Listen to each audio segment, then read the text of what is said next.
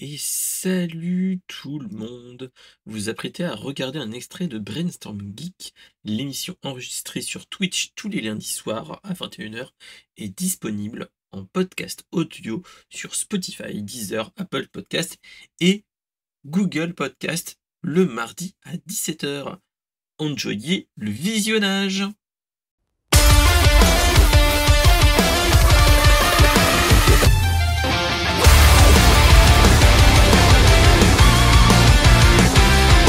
One Piece, pour ceux qui ne connaissent pas, c'est une série phare du Shonen Jump qui a commencé en 1997 et on est au 1131e ou 132e chapitre, si mes souvenirs sont bons.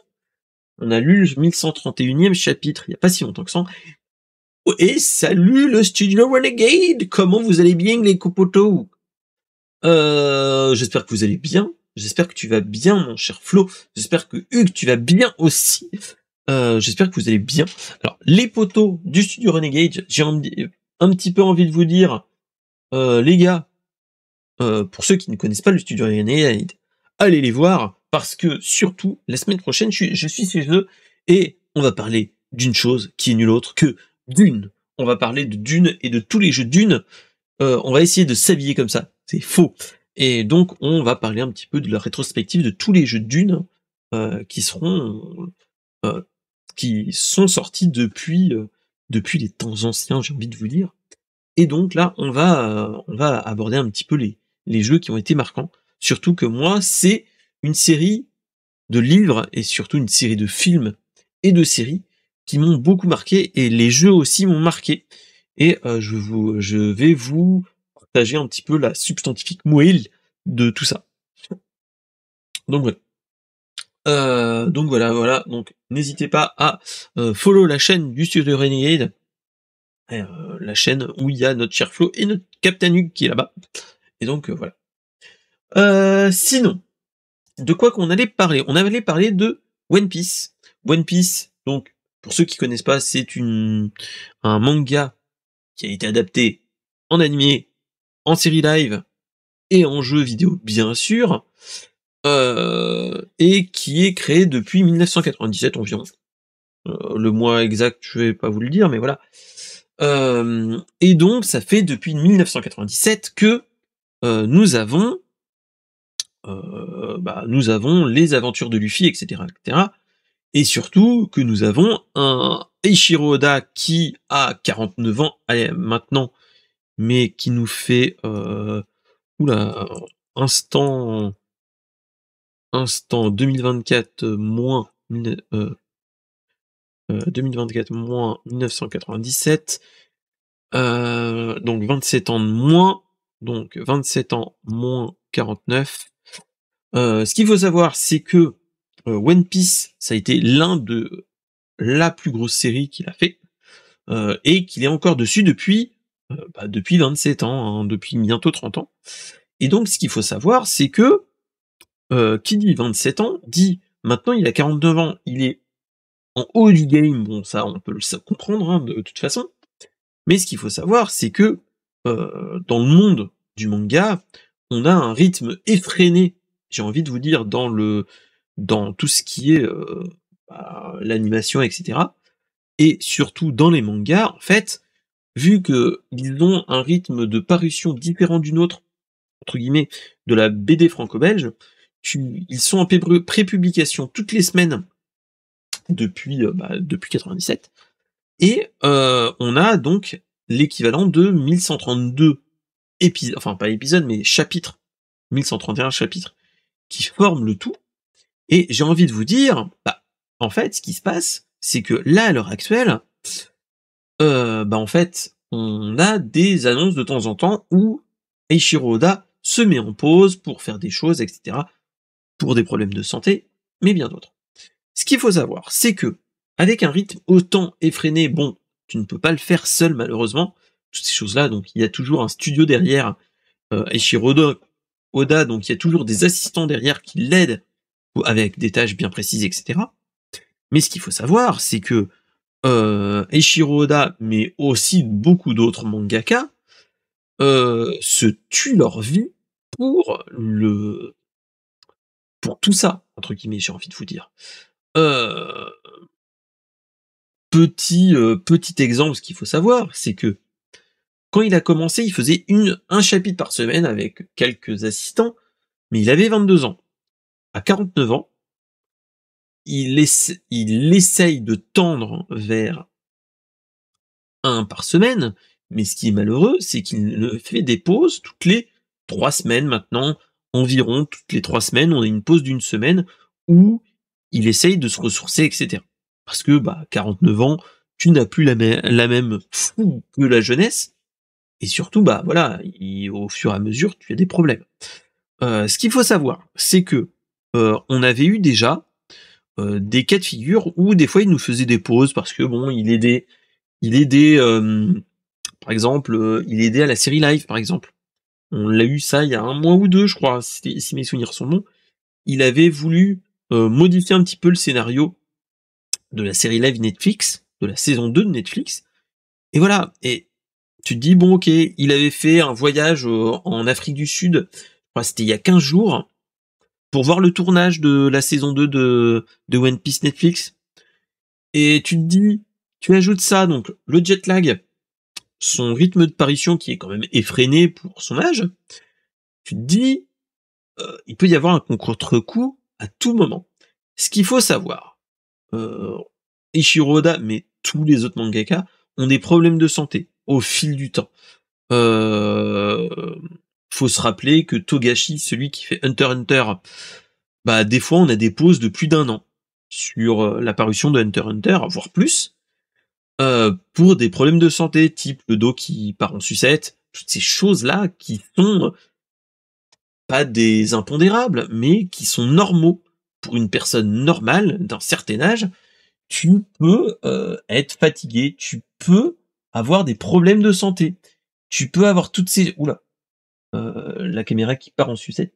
Hop là, hop, ouais, OK. Bientôt ma chère Callisto, et tu vois toutes ces choses-là, tu te dis: «C'est normal que au fil du temps, les gens, ils deviennent un petit peu pas, ils réduisent la voilure», mais tu te dis surtout, c'est que les gens, excusez-moi, hop là, hop, hop, voilà.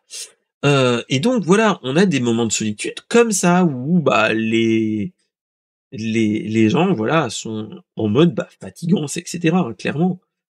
Et clairement, dans le monde du manga, c'est ça. Je te remercie beaucoup, ma chère Christo. Bref. Et donc l'un dans l'autre, tu te dis: «Bon, hem», tu te dis voilà, le gars a 49 ans, il a un rythme effréné. Ce qu'il faut savoir, c'est qu'il dormait à une époque 3 heures par semaine, 3 heures par nuit, pour arriver à tenir le rythme. Il se prenait du Red Bull à foison, et cetera, enfin voilà, enfin Red Bull ou tout autre, excitant pour tenir la charge. Tu te dis que, pour un mec de 49 ans, la problématique c'est, la santé qui lui est déjà arrivée. Ce qu'il faut savoir aussi, c'est que il y a ça, qui dit une mauvaise hygiène de vie type, de ce truc-là, dit, tu peux avoir potentiellement des grosses problématiques. Tu peux avoir, par exemple, si tu ne dors pas assez sur du long terme, il se peut que tu aies des problèmes de type, si mes souvenirs j'avais vu, c'est que si tu ne dors pas assez sur du long terme, tu peux être prédisposé au diabète. Toutes ces choses-là. Donc, quand sont fines, et cetera. Donc, c'est toutes ces choses-là qui sont quand même malheureux, et tu te dis: «Les gars, arrêtez!» Enfin, voilà. Et là, on a eu l'annonce de but en blanc du jour au lendemain. On n'avait pas eu d'annonce sur le 1031. À la fin du 1031, souvent, ce qu'ils mettent, c'est pause la semaine prochaine, et cetera, et cetera. Là, on n'avait pas eu d'annonce, il devait sortir là, dimanche dernier, donc le 17.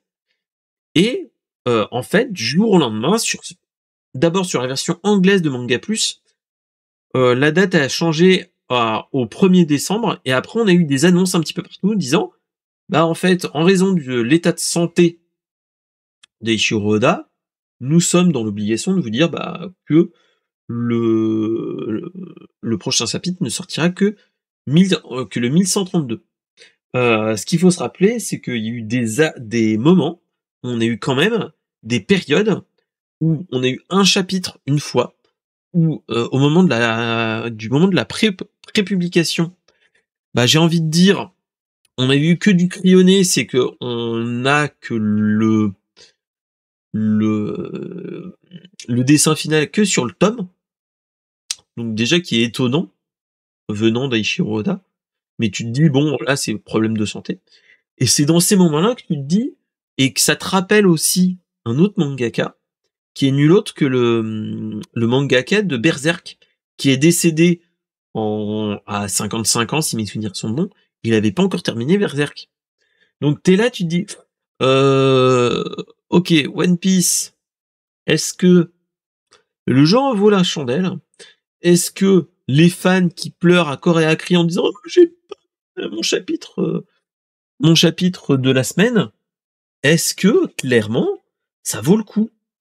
Est-ce que, enfin, moi j'ai envie de dire, moi en tant que fan, tu te dis, est-ce que ça vaut le coup que de me dire dans une news à tout moment, d'avoir une news qui te dit, le mangaka de One Piece est décédé telle semaine, machin truc, tel jour, machin truc. Tu te dis, mais, enfin, les gars, enfin,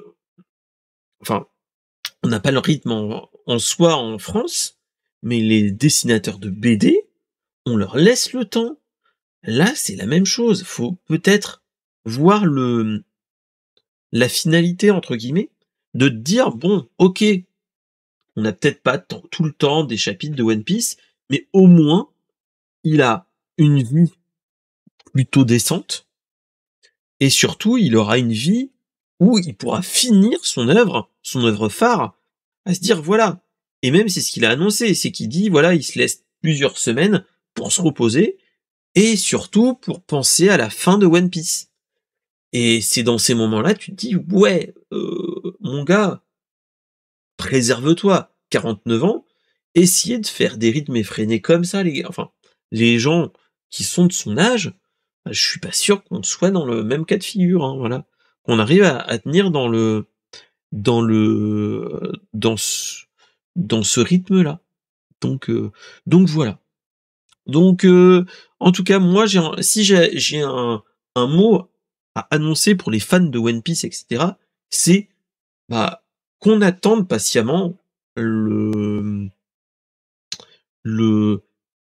qu'il aille mieux à Eiichiro Oda, et même si ça lui prend 3 semaines, 1 mois, 2 mois, mais qu'il le fasse et qu'il ne soit pas dans le rythme effréné à se péter la santé, et que dans le pire des cas, bah qu'on se retrouve avec un Eiichiro Oda qui n'arrivera jamais à finir son œuvre.